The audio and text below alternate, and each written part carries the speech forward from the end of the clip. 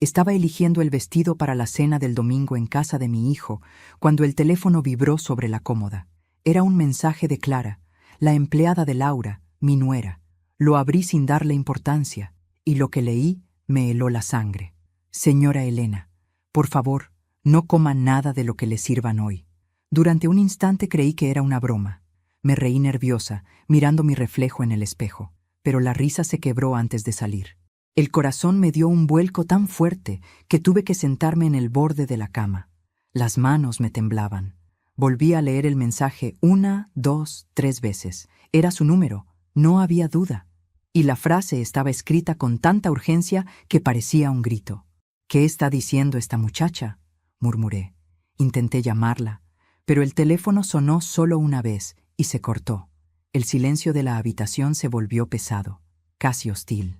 En la ventana, el cielo gris del atardecer parecía observarme. Pero antes de continuar, quiero hacerte una invitación muy especial. Suscríbete al canal y deja tu me gusta. Esto me ayuda a ver que me apoyas y disfrutas de mis historias. Y comenta aquí abajo desde qué ciudad nos estás viendo. Ahora, continuemos. Miré el vestido que había elegido.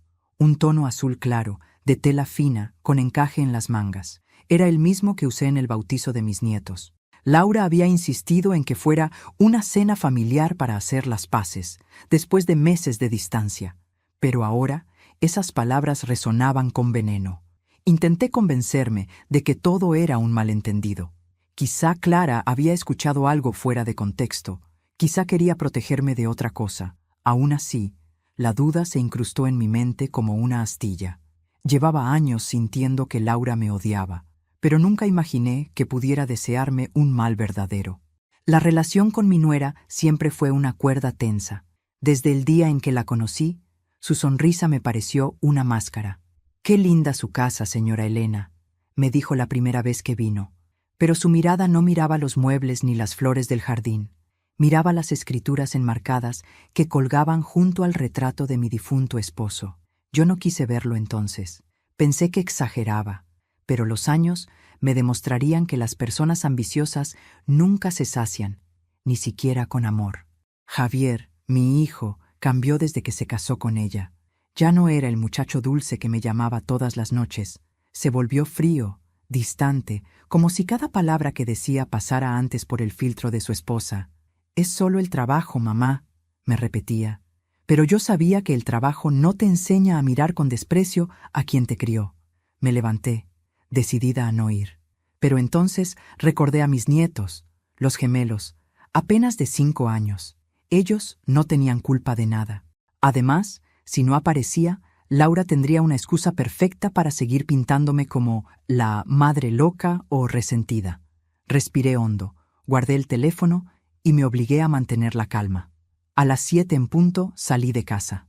La noche caía sobre el barrio y el aire olía a tierra mojada. Caminé despacio hasta la parada del taxi, repasando cada palabra del mensaje.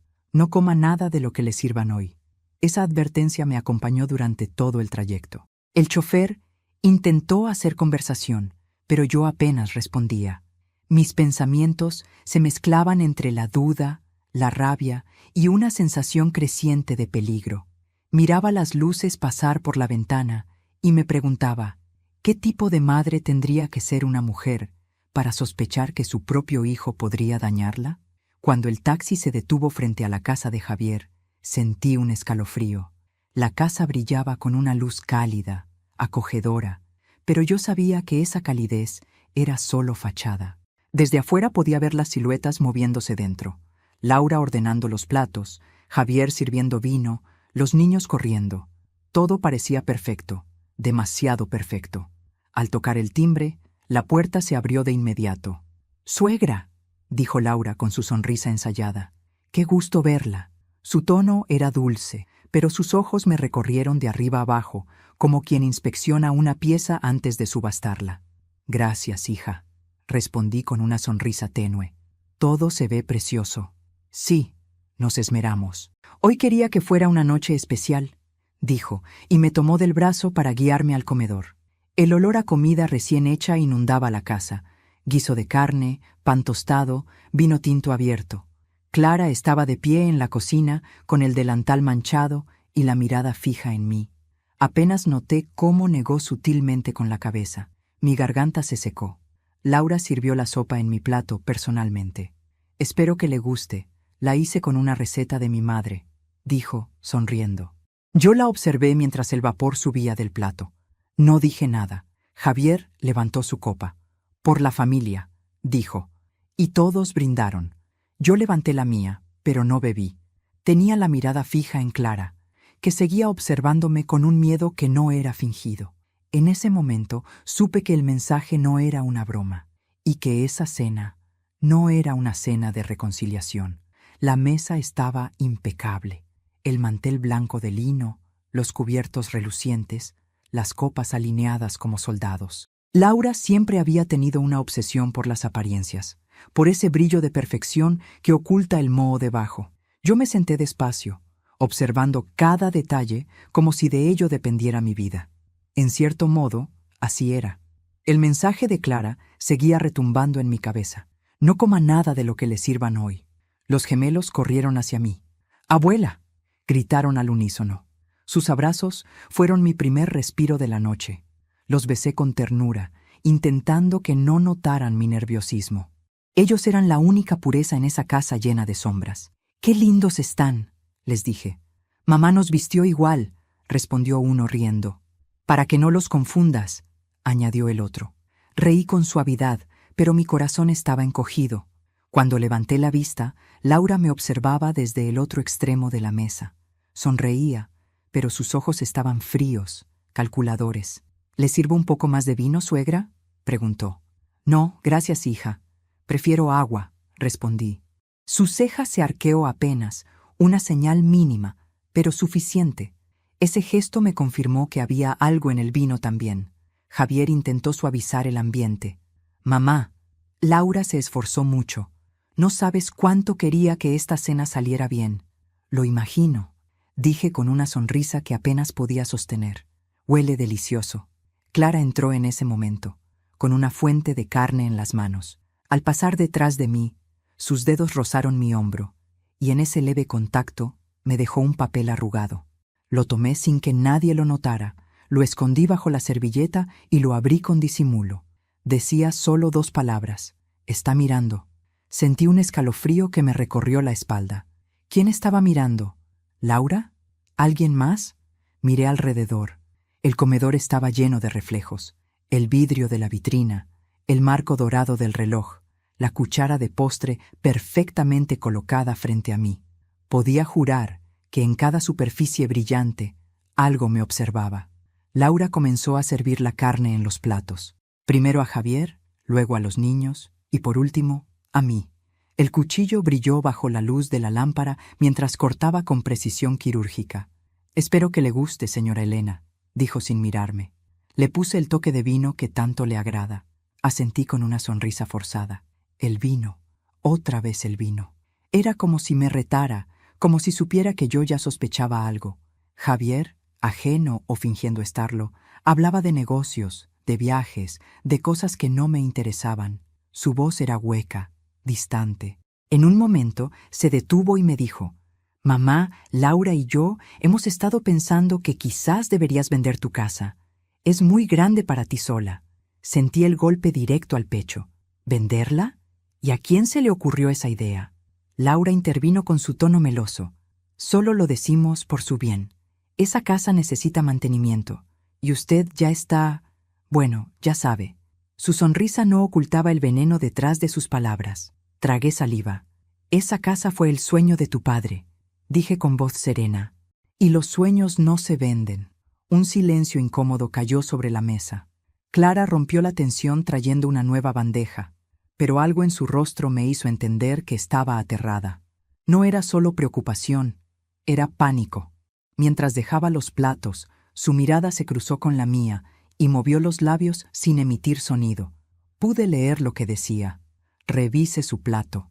El corazón me golpeó el pecho con fuerza. Apreté la servilleta sobre las rodillas, intentando no temblar. Cuando todos comenzaron a comer, fingí dar un pequeño sorbo. La carne estaba jugosa, tierna, con ese aroma que me había acompañado desde mi juventud, pero sabía que bajo esa apariencia deliciosa podía esconderse algo mortal. Laura me observaba con el rabillo del ojo. Cada vez que yo levantaba el tenedor, ella lo hacía también. Esperaba. Si yo probaba la carne, ella comería. Si no lo hacía, se detendría. Un juego silencioso, perverso, donde la vida y la muerte se escondían detrás de cada bocado. Javier cortaba distraído su comida, ajeno al pulso invisible entre nosotras. Los niños reían sin comprender la tensión. El reloj marcaba las 8:30, y cada segundo parecía un eco interminable. Entonces lo noté. Una pequeña mancha verdosa en el borde de mi plato. Era mínima, apenas visible, pero no estaba en los demás. Mi respiración se volvió pesada. Me llevé la mano al cuello, fingiendo un leve mareo. ¿Se encuentra bien, señora?, preguntó Laura, acercándose con falsa preocupación. Solo un poco de calor, respondí. ¿Puedo tomar aire en el jardín? Claro, dijo ella, aunque su sonrisa se tensó un poco. Me levanté con dificultad, sosteniendo la servilleta, y caminé hacia la puerta del patio. Antes de salir, me giré y vi cómo Laura, al notar mi ausencia, bajó la mirada hacia mi plato y frunció el ceño. Algo no había salido como esperaba. El aire frío del jardín me devolvió el aliento. La luna colgaba sobre las bugambilias y los grillos cantaban entre las sombras. Saqué el papel del bolsillo y lo leí otra vez. Está mirando. Clara apareció minutos después, fingiendo que traía una bandeja vacía. Señora, no regrese a la mesa, susurró. Dime qué pasa, Clara. Mi voz temblaba. ¿Qué pusieron en mi plato? No lo sé exactamente, dijo, con lágrimas en los ojos. Pero vi a la señora Laura poner un polvo en su carne cuando usted fue al baño. No lo hizo con nadie más. El suelo se me movió bajo los pies. Me apoyé en la baranda, sintiendo un mareo. No podía creerlo. La esposa de mi hijo, la madre de mis nietos, ¿intentando matarme? Clara, dije, escucha bien, no digas nada. Ella asintió. Solo prométame que no va a comer nada, por favor. Te lo prometo. Volví a mirar hacia el comedor desde la ventana. Laura reía, fingiendo naturalidad, mientras Javier hablaba con entusiasmo. Pero en su risa había algo extraño, una sombra, una prisa oculta, como quien espera que algo suceda pronto. Y entonces lo entendí. No era solo el plato. Era toda la noche, una trampa cuidadosamente preparada, y yo había caído en ella, solo que aún no lo sabían. Volví a entrar al comedor con una sonrisa falsa, fingiendo que el aire del jardín me había hecho bien. Laura me miró con ese gesto de superioridad que usaba como escudo.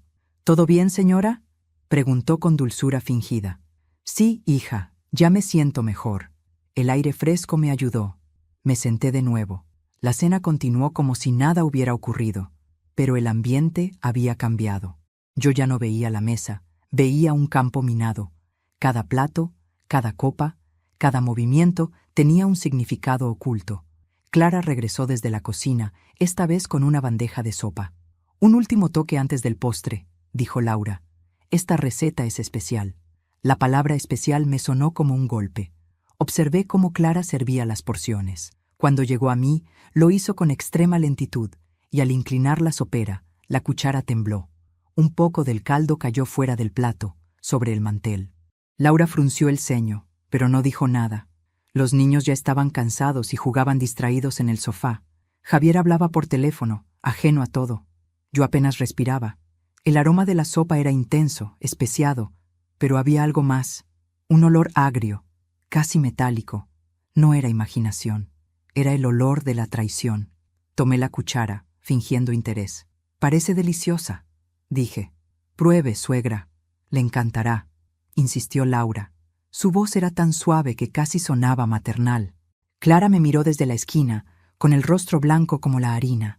Me llevé la cuchara a los labios y, justo antes de probarla, Clara tropezó accidentalmente con la silla de uno de los niños, haciendo que toda la sopera se derramara sobre la mesa. El caldo cayó sobre el mantel, las velas se apagaron y el silencio fue absoluto. Laura se levantó de golpe. «Clara, por Dios, eres una inútil». «Lo siento, señora», murmuró ella, recogiendo los pedazos. Yo aproveché el caos para mirar discretamente lo que había caído al suelo. Entre el líquido y los restos de verdura, vi algo flotando, una pequeña cápsula abierta, del tamaño de una uña. Mi respiración se detuvo. No era un error, no era paranoia. Alguien quería matarme. Cuando la cena terminó, fingí estar cansada. Laura me ofreció llevarme, pero insistí en tomar un taxi. Como quiera, señora, dijo con una sonrisa tensa. Ojalá la próxima vez podamos disfrutar sin tantos accidentes. Seguro, respondí. La próxima será más tranquila. Caminé despacio hasta la puerta. Los gemelos me abrazaron antes de irme, y tuve que contener las lágrimas. Mientras los acariciaba, pensé que tal vez esa sería la última vez que los vería. Ya en el pasillo, Clara apareció detrás de mí, respirando agitada. Tenía algo en la mano, un pequeño frasco con un líquido oscuro. Esto estaba en la olla, susurró. Lo encontré cuando fui a limpiar. ¿Estás segura de que venía de ahí? Sí. Lo usó la señora Laura antes de servir su plato. Lo vi con mis propios ojos. Lo tomé con cuidado, envolviéndolo en mi pañuelo. El vidrio estaba tibio, como si aún guardara el calor del fuego. Gracias, Clara. No digas nada. Si te preguntan, no sabes nada. Pero, señora, haz lo que te digo, insistí. Si descubren que me advertiste, tú también estarás en peligro. Ella asintió con lágrimas en los ojos. Cuídese, por favor. No te preocupes, hija. Ahora soy yo quien va a cuidar de ti. El taxi tardó una eternidad en llegar. Mientras esperaba en la vereda, miré hacia la casa. Por la ventana vi a Laura de pie, observándome desde la sala. Tenía los brazos cruzados, una sombra en el rostro. Cuando notó que la miraba, sonrió. Una sonrisa lenta, cruel, llena de confianza. Fue entonces cuando lo entendí. Ella creía que ya había ganado. Guardé el frasco dentro de mi bolso, junto con el teléfono. Mi reflejo en la ventana del taxi me devolvió una imagen que no reconocí. No era la de una mujer mayor, asustada. Era la de alguien que había cruzado una línea. Esa noche supe que el miedo se había acabado. El taxi avanzó entre las calles silenciosas. Yo miraba por la ventana, repasando los años de sacrificio que había hecho por mi hijo, las noches sin dormir, los turnos dobles, los regalos que jamás agradecieron. Todo por ese muchacho que ahora me miraba con indiferencia mientras su esposa planeaba mi muerte. No, pensé, esto no termina así. Al llegar a casa, puse el frasco sobre la mesa. El contenido brillaba débilmente bajo la luz. Tenía un tono ambarino, espeso, casi aceitoso. Algo dentro de mí sabía que, con ese líquido, Laura había cruzado el punto sin retorno. Saqué una libreta del cajón y empecé a escribir. Lo escribí todo: los mensajes, los gestos, el olor de la sopa, la mirada de Clara, la cápsula en el suelo, cada detalle, porque si algo me pasaba, alguien debía saber la verdad. No dormí esa noche. El amanecer me encontró frente a la ventana, con los ojos fijos en el horizonte. Cuando el reloj marcó las 8, ya tenía decidido lo que haría. Llamaría a alguien que aún me debía un favor. Alguien que sabía de venenos más que nadie. Mi difunto esposo había sido médico forense, y su mejor amigo, Ernesto, todavía trabajaba en el laboratorio municipal. Él sabría qué era ese líquido. Tomé el teléfono y marqué su número. ¿Elena? Respondió sorprendido. ¿Cuánto tiempo? Necesito verte, Ernesto. Es urgente. ¿Pasa algo malo? Digamos que podría pasar, y necesito saber antes de que sea demasiado tarde. Guardé el frasco en mi bolso, cerré la puerta y salí. El corazón me latía con fuerza, pero esta vez no de miedo, sino de determinación. No iba a permitir que me borraran de la historia que yo misma construí. Si Laura quería guerra, la iba a tener. Y esta vez, yo elegiría el campo de batalla. El laboratorio de Ernesto estaba igual que lo recordaba. Frío, silencioso, con ese olor a alcohol y metal que siempre me resultó insoportable. Él seguía igual también, solo un poco más encorvado, con las manos manchadas por el tiempo y los ojos cansados de mirar horrores. Cuando me vio, dejó los guantes sobre la mesa y me abrazó con ternura. No pensé que volvería a verte en estas circunstancias, Elena. Su voz era grave, amable, pero cargada de preocupación. ¿Ni yo?, respondí, sacando el frasco del bolso. Necesito que analices esto. ¿Qué es? Algo que me sirvieron en la cena. Ernesto arqueó una ceja. ¿La cena? ¿Y por qué crees que...? Solo hazlo, interrumpí, casi suplicando. Y dime la verdad, pase lo que pase. Lo observé mientras colocaba el líquido en un pequeño tubo y lo introducía en una máquina vieja que zumbaba con un sonido monótono. El tiempo se volvió denso. Cada segundo era una gota de sudor resbalando por mi espalda. Ernesto me miró con un gesto que no olvidaré jamás. ¿Quién te sirvió esto, Elena? Mi nuera. ¿Y quién preparó la comida? Ella también. Pero la empleada dice que no estaba sola. Él suspiró, apoyando las manos en la mesa. Lo que hay aquí es arsénico, puro. La palabra se clavó en mi pecho como una lanza.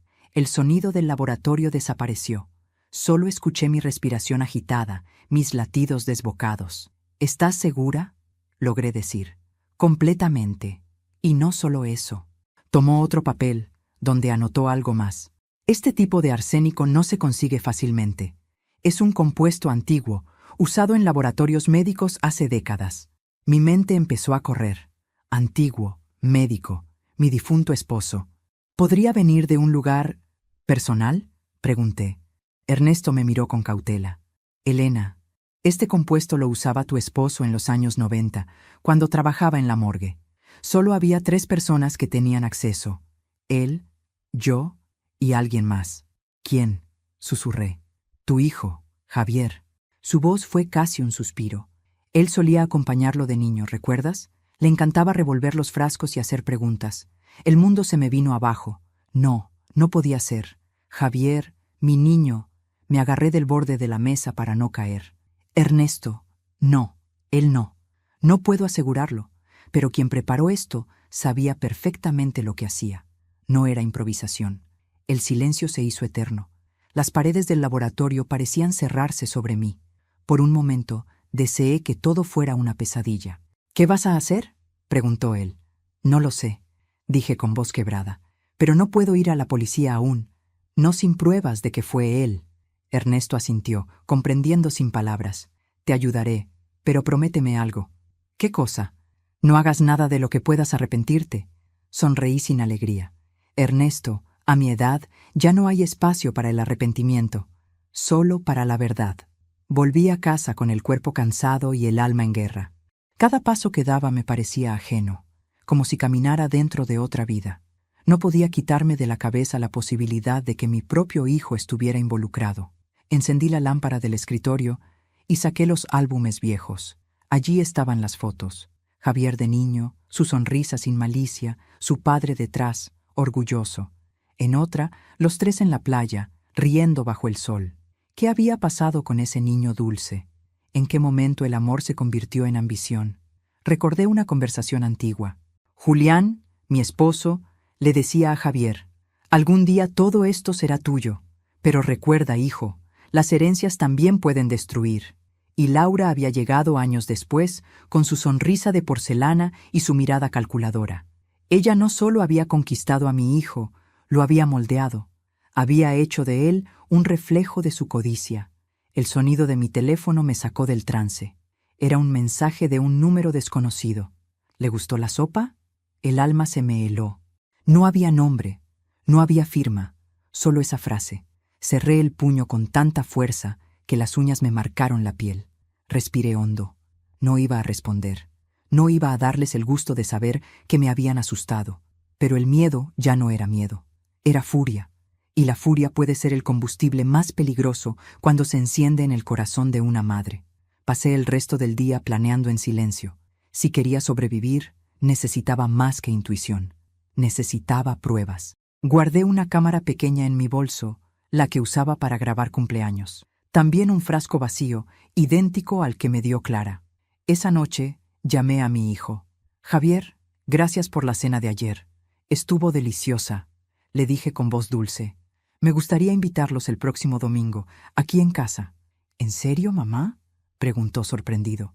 Claro, quiero compensarlos por tanto esfuerzo. Pude sentir cómo su tono se suavizaba al otro lado de la línea. Laura estará feliz. Perfecto, dije, sonriendo en la oscuridad.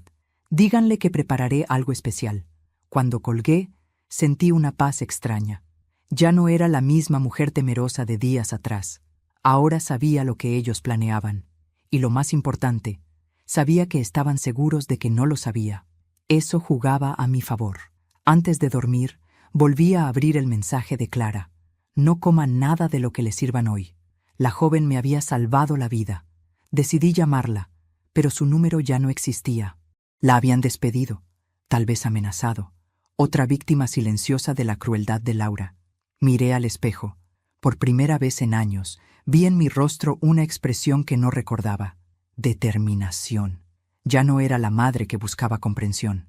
Era una mujer que iba a recuperar su dignidad y su justicia. Afuera, la lluvia comenzó a caer con fuerza. El agua golpeaba los cristales con un sonido hipnótico. Pensé en Ernesto, en las palabras de mi esposo, en el niño que una vez fue Javier. Y me prometí que, cuando todo terminara, nadie volvería a envenenar mi mesa, ni mi cuerpo, ni mi alma. El agua siguió cayendo, hirviendo sobre el tejado como la verdad que acababa de descubrir. La verdad que, tarde o temprano, siempre sale a la superficie. Dicen que cuando una mujer guarda silencio, no es porque haya renunciado, sino porque está preparando algo. Y yo, esa mañana, amanecí en silencio. El sol entraba por la ventana, filtrándose entre las cortinas como una promesa. Pero en mi pecho ya no había promesas, solo un propósito: terminar con el juego que habían empezado. La noche anterior casi no dormí. Releí una y otra vez el informe de Ernesto, la confirmación del arsénico, la prueba de que lo que sentí en mi piel no era paranoia. Mi hijo y su esposa habían cruzado un límite del que no se vuelve, y yo había cruzado otro: el miedo. Me senté frente a la mesa del comedor, la misma donde tantas veces celebramos cumpleaños, donde soplábamos velas y brindábamos por un futuro que ahora parecía una mentira. Extendí sobre ella el frasco vacío, la cámara pequeña y un cuaderno donde empecé a escribir nombres, fechas y detalles. Si todo salía mal, ese cuaderno sería mi testimonio, mi voz después del silencio. A media mañana recibí una llamada de Javier. «Mamá, Laura está emocionada con la invitación», dijo, fingiendo entusiasmo. «Dice que te ayudará con la cena si lo necesitas». «No será necesario, hijo. Tengo todo bajo control», respondí. Me agradeció con ese tono cortés y distante que adoptó desde que se casó con ella. Después de colgar, sentí una punzada en el pecho. Era imposible no recordar al niño que corría por la casa con las rodillas raspadas, al que me decía «te quiero» sin motivo alguno. ¿Dónde estaba ese niño ahora? ¿Lo mató la ambición, el miedo o la mujer que eligió? Me quedé mirando las fotos del pasillo. En una, Javier tenía 5 años y llevaba el delantal de su padre, fingiendo ser médico. Su sonrisa era tan pura que dolía verla. Los hijos crecen, pero el amor no siempre crece con ellos, pensé. A veces se marchita como las flores que uno riega con lágrimas. Suspiré y continué con lo mío. Preparé una lista de ingredientes, no para cocinar, sino para planificar. El domingo, ellos volverían a mi casa, y esa vez, la cena sería mía. Antes de continuar, dime aquí en los comentarios qué te está pareciendo esta historia hasta ahora y qué harías tú en su lugar. No te vayas del video, porque lo que viene a continuación te pondrá la piel de gallina. Esa tarde fui al mercado. Compré las verduras más frescas, el vino más caro y un postre que Laura siempre decía amar, tiramisú. La vendedora me preguntó si celebraría algo. Sí, respondí con una sonrisa. Algo importante. De regreso a casa, pasé por el laboratorio de Ernesto. Me entregó una pequeña bolsa con guantes, sobres de muestra y un líquido inofensivo con el que reemplazamos el resto del arsénico para hacer la trampa. «Elena, ¿estás segura de esto?», preguntó, preocupado. «Completamente. No quiero matarlos, Ernesto. Quiero que el mundo vea quiénes son». Él asintió, sin decir nada más. Los días previos fueron un ensayo de serenidad. Caminaba por la casa, practicando mis gestos, mi sonrisa, mis frases. Me miraba al espejo y decía en voz alta: «Qué gusto tenerlos de nuevo en casa». Sabía que debía sonar natural. Si algo aprendí en mis 65 años, fue que la calma puede ser el disfraz más poderoso. El sábado por la noche, mientras terminaba de limpiar, escuché el timbre. Era Clara. No sabía si volvería a verla. Sus ojos estaban hinchados, la voz temblorosa. «Señora». No me quedé tranquila. Tenía que saber cómo estaba. La abracé. Estoy viva gracias a ti. No podía quedarme callada. Lo que vi me persigue. Ya no te preocupes, hija. Todo saldrá bien, pero necesito que me ayudes una vez más. Le expliqué mi plan: grabar la cena, registrar las conversaciones, obtener las pruebas que demostrarían que todo era cierto. Clara dudó. ¿Y si la señora Laura se da cuenta? No lo hará. Ella cree que me quebré, pero no sabe que una mujer herida también puede ser peligrosa. Esa noche, mientras Clara colocaba discretamente la cámara en un jarrón del comedor, pensé en todas las mujeres que fueron llamadas locas por sospechar la verdad. Pensé en mi madre, en mis abuelas, en todas las que amaron tanto que olvidaron amarse a sí mismas. Yo no iba a ser una más. El domingo llegó envuelto en un aire distinto. El sol brillaba con una calma que parecía ironía. Preparé la mesa con esmero, el mantel bordado, la vajilla de porcelana, las copas de cristal. Nada debía parecer fuera de lugar. A las 7 en punto, el timbre sonó. Laura fue la primera en entrar, perfumada y sonriente. ¡Qué sorpresa, suegra! No pensé que tuviera tantas energías para cocinar. Nunca se me acaba la energía para mi familia, respondí con una sonrisa afilada. Javier entró detrás, con los niños dormidos en brazos. Los dejaremos en la habitación de arriba, dijo. Asentí.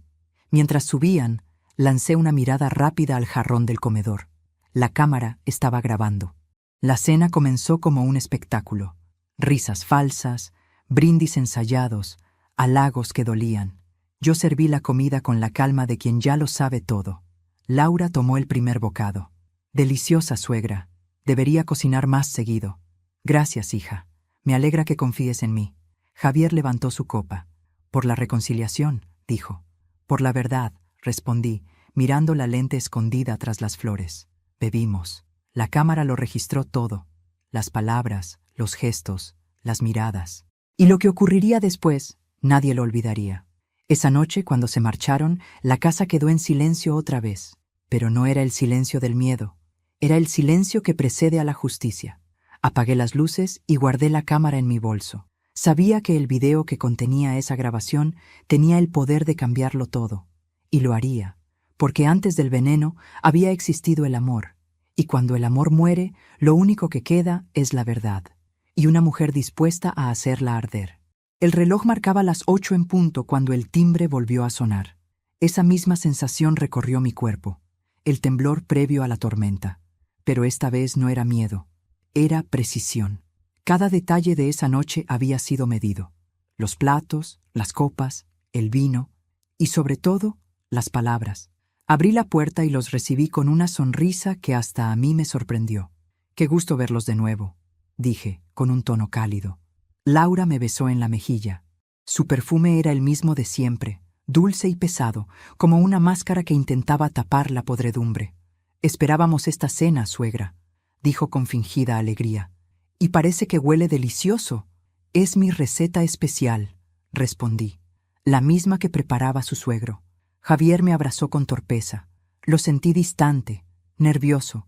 Había algo en su mirada, una sombra, como si supiera que algo estaba fuera de lugar, pero no pudiera decir qué. Nos sentamos en la mesa.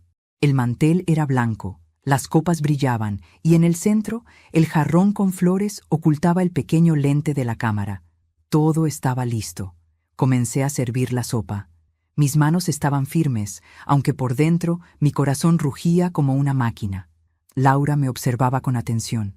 Sabía que, en su mente, aún confiaba en que me tenía bajo control. «Debe estar cansada, suegra», comentó. «Puedo servir yo si quiere». «No, querida», respondí suavemente. «Esta cena es mía. Hoy quiero hacerlo todo yo».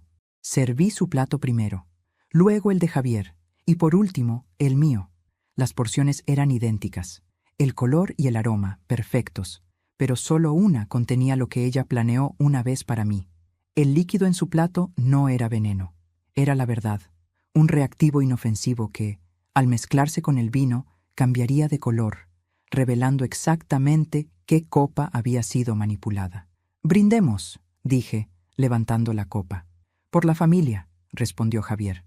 «Por la sinceridad», añadí, sin apartar la vista de Laura. Chocamos las copas. El sonido del cristal se grabó en la cámara, limpio, agudo, como el preludio de una confesión. Laura bebió.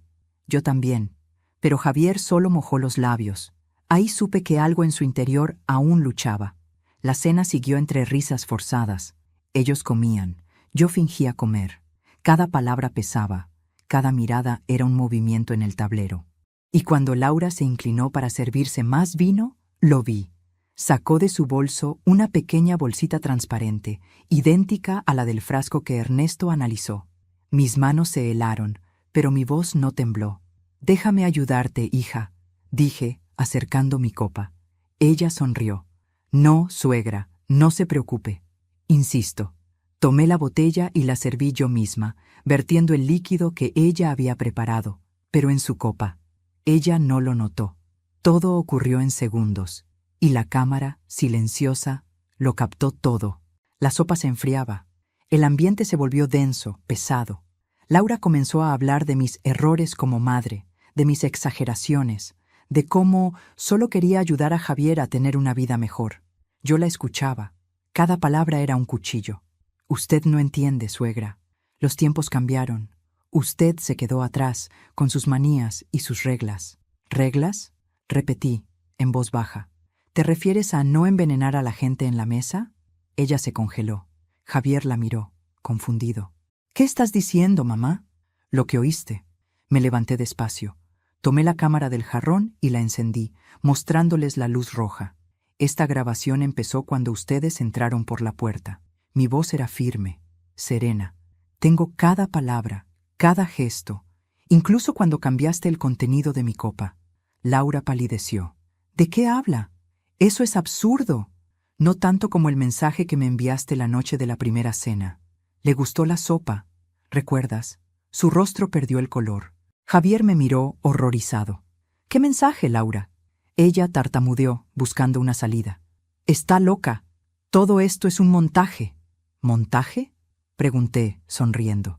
«Entonces no te importará ver cómo reacciona el vino cuando entra en contacto con lo que pusiste en tu copa». Tomé la botella y vertí unas gotas en su vaso. El líquido se volvió de un tono verdoso, espeso, como si algo hirviera dentro. Un olor metálico llenó la habitación. Javier se levantó de golpe. «¿Qué demonios es eso?». «La prueba de que la mujer que elegiste quiso matarme», dije, mirándolo directamente. «Y lo peor, Javier, es que tú lo sabías». El silencio cayó como un trueno. Laura rompió en gritos, negándolo todo, pero Javier se desplomó en la silla. Lloraba. Su llanto no era de culpa, sino de derrota. Sabía que todo estaba perdido. «Yo no lo planeé así, mamá», balbuceó. «Ella me dijo que era solo un tranquilizante, que te haría dormir». «¿Y le creíste?», pregunté. «¿Tanto deseabas callarme que no te importó si volvía a despertar?». Javier bajó la cabeza. Laura se levantó y corrió hacia la puerta, pero yo la detuve.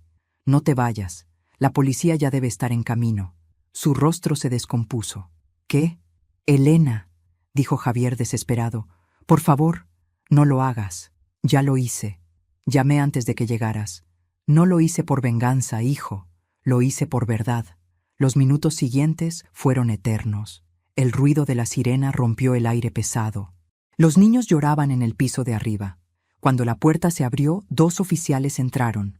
Les entregué el video, el frasco, el vino, todo. Laura fue esposada entre gritos. Javier intentó hablarme, pero no lo escuché. Solo lo vi marcharse detrás de ella, cabizbajo, derrotado. 2 sombras alejándose por el pasillo que una vez fue hogar. Me quedé sola, mirando la mesa vacía, el mantel manchado, las copas aún temblando.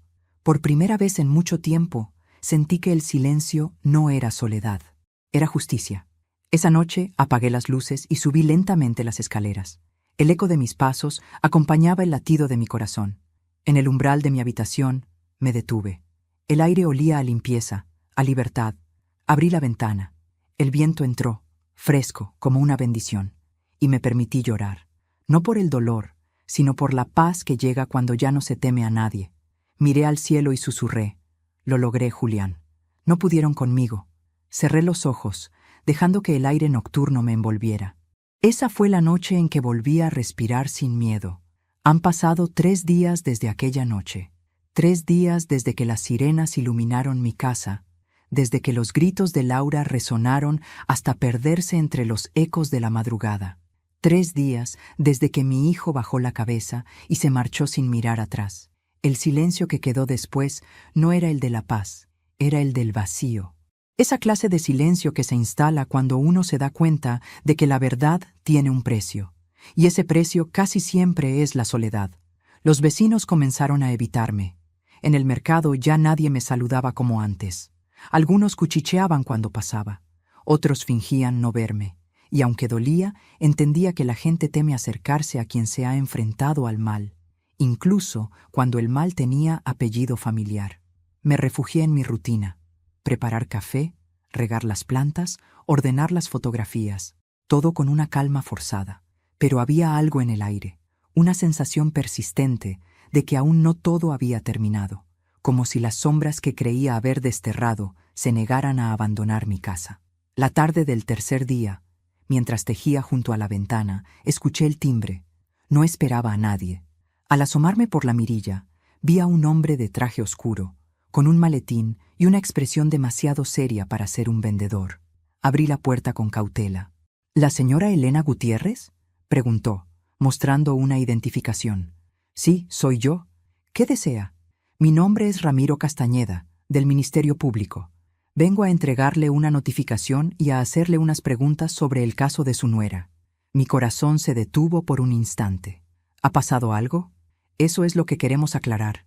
¿Puedo pasar? Lo invité a entrar. Ramiro tenía una presencia imponente, pero su tono era cortés, incluso empático. Sacó unos papeles del maletín y los colocó sobre la mesa. Señora Gutiérrez, su testimonio fue clave para el arresto de la señora Laura Medina y su hijo, el señor Javier Gutiérrez. Mi hijo no fue arrestado, interrumpí. Solo declararon que lo interrogarían.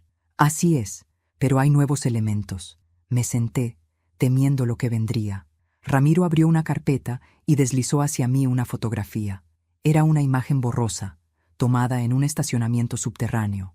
En ella se veía a Javier hablando con una mujer que no era Laura. Alta, cabello castaño, rostro parcialmente cubierto. ¿La reconoce?, preguntó. No, respondí, aunque algo en su silueta me resultaba familiar. Su nombre es Silvia Ortega. Trabajaba en el hospital donde su esposo laboró durante años.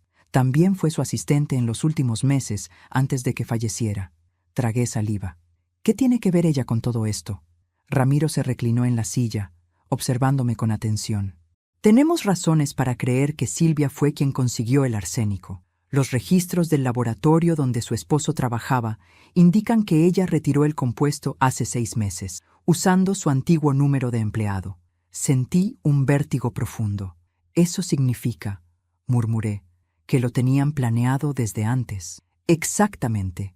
Y lo más inquietante, añadió, es que no actuaban solos. Me miró directamente a los ojos. Hay evidencia de que alguien más financió la compra de ciertos materiales, alquiló una casa y ordenó la vigilancia de su domicilio. ¿Qué? ¿Me estaban vigilando? Durante meses, señora Gutiérrez, desde mucho antes de aquella primera cena. Me quedé en silencio. La piel se me erizó. Una parte de mí ya lo intuía, pero escucharlo en voz alta fue como recibir un golpe seco en el pecho. Ramiro continuó. Su nuera lo confesó parcialmente durante el interrogatorio. Dijo que había un tercero, alguien que la presionaba para terminar lo que empezó, pero se negó a dar nombres. Mis manos comenzaron a temblar. ¿Y mi hijo? ¿Qué dice él? Asegura no saber nada, pero creemos que miente. Ramiro se levantó y caminó hasta la ventana. El sol comenzaba a ocultarse, tiñendo la sala con un tono dorado y melancólico. Le diré algo fuera del registro, dijo volviéndose hacia mí. No confíe en nadie todavía. Si nota algo extraño, comuníquese directamente conmigo. Asentí, sintiendo cómo el peso del miedo regresaba lentamente a mis hombros. Él guardó los papeles y se marchó, pero antes de salir, dejó un sobre la mesa. Esto lo dejaron en la oficina esta mañana, dirigido a usted. No sabemos quién lo entregó. Cuando la puerta se cerró, me quedé mirándolo por varios segundos. Era un sobre blanco, sin remitente. Solo mi nombre escrito a mano, con una caligrafía que reconocí de inmediato, la de Javier. Mis dedos temblaban mientras lo abría. Dentro había una carta, escrita con prisa. Decía: «Mamá, no todo es como parece. No creas lo que te dicen. Yo no quería hacerte daño, pero alguien me obligó. Si supieras lo que descubrí después, hay cosas que ni Laura ni yo controlábamos. Perdóname, no puedo quedarme. Me están vigilando. Si quieres entenderlo todo, busca en el armario del taller viejo. Allí guardé lo que mi padre nunca quiso que nadie encontrara». Se me heló la sangre. El taller, el mismo donde Julián, mi esposo, pasaba horas ordenando sus archivos después de jubilarse. Ese lugar que había permanecido cerrado desde su muerte. Esa noche no pude dormir. La carta descansaba sobre mi mesa de noche, y yo no dejaba de mirarla, como si las letras pudieran cambiar si las observaba el tiempo suficiente. Lo que mi padre nunca quiso que nadie encontrara. ¿Qué significaba eso? ¿Era posible que Julián también estuviera implicado, aún después de muerto? A las 3 de la madrugada, encendí una linterna, tomé la llave del taller y bajé las escaleras. El aire olía a madera vieja y humedad. El candado oxidado cedió con un crujido. Dentro, el polvo cubría todo. Herramientas, cajas, frascos etiquetados con nombres químicos. Todo estaba igual que cuando él vivía. Caminé con cuidado, apartando telas de araña, hasta llegar al viejo escritorio. En el segundo cajón encontré una carpeta con mi nombre. La abrí. Había fotografías, notas médicas y algo más. Una lista con 3 nombres: Silvia Ortega, Laura Medina y Elena Gutiérrez. Me quedé helada. A un lado de los nombres, mi esposo había escrito una sola palabra: ensayo. El mundo giró. Tuve que apoyarme en la pared para no caer. No entendía nada. ¿Ensayo de qué? ¿Había usado a esas mujeres, a nosotras, como parte de algún experimento? Busqué entre los papeles y encontré una carta fechada 2 meses antes de su muerte. Si lees esto, Elena, significa que la verdad salió a la luz. Lo que empezó como investigación se volvió una maldición. No confíes en nadie, ni siquiera en Javier. Hay personas que harían cualquier cosa por recuperar lo que escondí. El ruido de un coche frenando frente a la casa me hizo saltar. Corrí hacia la ventana y vi, bajo la lluvia, un vehículo oscuro. Dentro, una silueta encendió un cigarrillo. Esperó. No se movía. El miedo me recorrió de pies a cabeza. Cerré la cortina y apagué la linterna. Apreté la carta contra el pecho y susurré: «¿Qué hiciste, Julián? ¿Qué hicimos todos?» Esa noche entendí algo que me heló por dentro. La traición de Laura y Javier no era el principio, sino el eco de algo más antiguo, más profundo.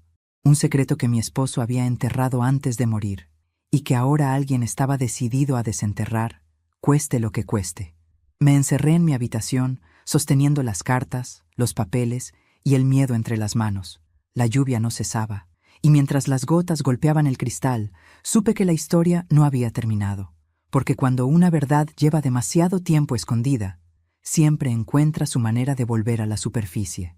Y esta vez, no pienso esperar sentada a que me toque la puerta. No dormí en toda la noche. Las sombras se movían en las paredes como si la casa entera respirara un aire ajeno, antiguo, cargado de secretos.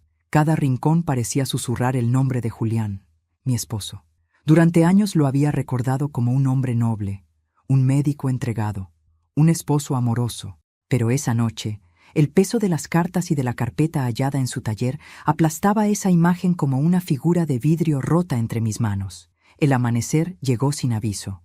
La luz atravesó las cortinas, iluminando el escritorio donde reposaban los papeles que había encontrado: informes clínicos, nombres de pacientes, resultados químicos, y en todos ellos una misma sustancia destacada con tinta roja: arsénico trióxido. Mi respiración se volvió pesada. Aquello no era una coincidencia. Era una advertencia que había estado frente a mí todo el tiempo. Tomé el teléfono y marqué el número de Ramiro Castañeda, el investigador que me había visitado el día anterior.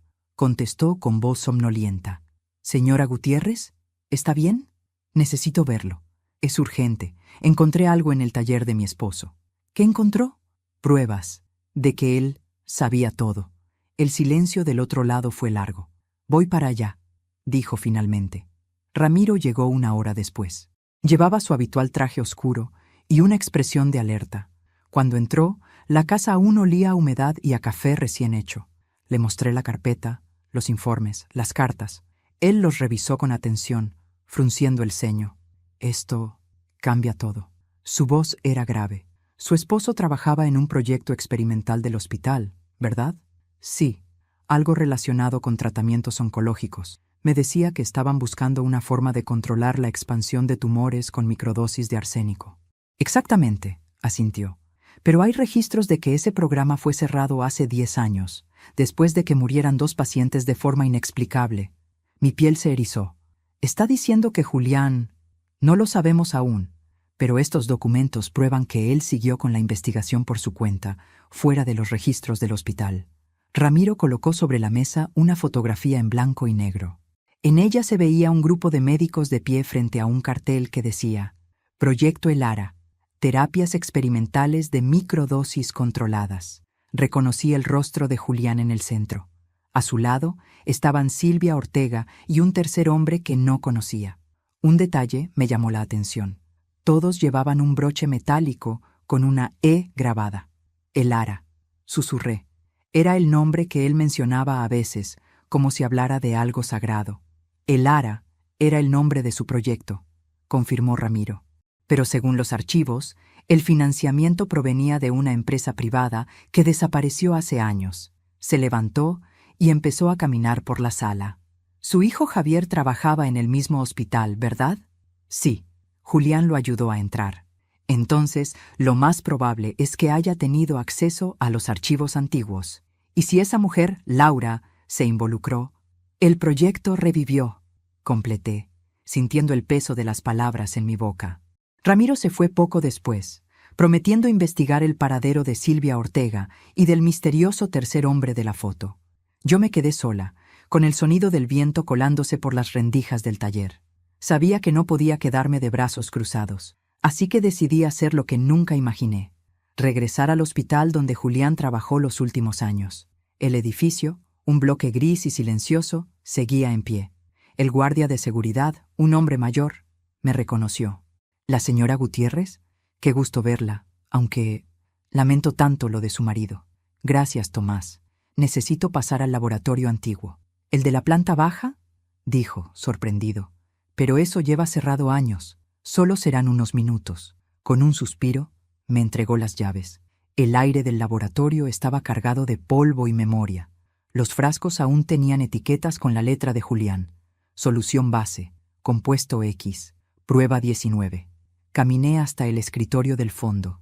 Había un cajón cerrado con llave, pero en el bolsillo del abrigo de Julián, guardado como reliquia desde su muerte, encontré una vieja llave de metal. Encajó a la perfección. Dentro, un cuaderno con la misma E grabada. Lo abrí. Cada página era un mapa del horror. Anotaciones detalladas de pacientes, dosis, reacciones, y al final, un párrafo subrayado. El compuesto E tiene potencial regenerativo, pero su acumulación produce deterioro neurológico progresivo. Silvia insiste en continuar. Javier muestra interés en comercializar el resultado. Me niego. Si me pasa algo, sabrán quién traicionó el proyecto. El corazón me martillaba el pecho. Silvia y Javier, susurré. Eran ellos desde el principio. Salí del laboratorio temblando. El viento azotaba las ventanas del pasillo y sentí que cada paso me alejaba más de la vida que conocí. Mi hijo había traicionado a su padre, robado su investigación y utilizado a su esposa como cómplice.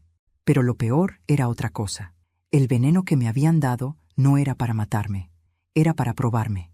Recordé las palabras de la carta. Ensayo. Ellos querían ver cómo reaccionaba el cuerpo ante una microdosis. Querían usarme como experimento. El estómago se me revolvió. Me apoyé contra la pared para no caer. Era demasiado. Demasiada traición, demasiado dolor. Pero entonces algo cambió dentro de mí. El miedo se transformó en una llama firme, silenciosa. No podía permitir que el legado de Julián, corrompido por su propio hijo, siguiera vivo. Tenía que acabar con todo. Esa noche regresé al taller. Encendí una lámpara vieja y saqué del cajón los frascos restantes del proyecto. Algunos estaban rotulados con fechas recientes. Javier había estado allí, probablemente antes de intentar envenenarme. Decidí grabar un video. Me senté frente a la cámara, con las cartas y los documentos extendidos sobre la mesa. Mi nombre es Elena Gutiérrez, comencé. Si están viendo esto, significa que la verdad por fin salió a la luz. Conté todo. El experimento, la conspiración, la muerte de Julián, la traición de Javier y Laura y el intento de asesinato. No busco venganza, dije con voz firme. Busco que el nombre de mi esposo no quede manchado por quienes usaron su trabajo para dañar. Guardé la grabación en una memoria USB y la dejé en el sobre que Ramiro me había dado. Al día siguiente, la envié a su oficina. Pasaron 3 semanas. La policía encontró a Silvia Ortega en un hotel de Veracruz, intentando huir del país. En su bolso llevaba documentos que confirmaban el intento de reactivar el proyecto El Ara. Javier, en cambio, seguía desaparecido. Pero una madrugada recibí un mensaje desde un número desconocido. No puedo escapar del legado de papá. Perdóname, mamá. Todo terminó. Esa fue la última vez que supe de él. Hoy, mientras escribo estas líneas, la casa vuelve a oler a café y a jazmines. Las paredes están en calma, pero ya no soy la misma mujer que un día creyó en la bondad de todos. He aprendido que el amor no siempre protege, a veces ciega, y que el perdón, aunque noble, no puede existir sin verdad. Guardo los papeles del proyecto El Ara en una caja sellada. No los destruiré, pero tampoco permitiré que nadie los use. Ese será mi legado, custodiar la línea que separa el conocimiento de la ambición. A veces me siento frente a la tumba de Julián y le hablo como si aún pudiera escucharme. Todo se acabó, amor. La verdad ya no pesa sobre nosotros. El viento sopla entre los cipreses y en ese murmullo siento algo parecido a la paz, no completa, no eterna, pero suficiente. Antes de marcharme, dejo una flor blanca sobre su tumba y por primera vez en años sonrío, porque sobreviví al veneno y también al silencio. Han pasado meses desde aquella última noche en que cerré para siempre la puerta del taller de Julián. La casa ahora respira distinto. Ya no hay voces que hieran ni miradas que midan mi valor. Solo el sonido de los pájaros al amanecer y el murmullo del viento colándose entre las cortinas. He aprendido a convivir con la soledad, no como castigo, sino como espacio sagrado, porque la soledad también cura, también enseña. En ese silencio encontré respuestas que no estaban en ningún laboratorio, ni en ningún expediente policial. Estaban dentro de mí.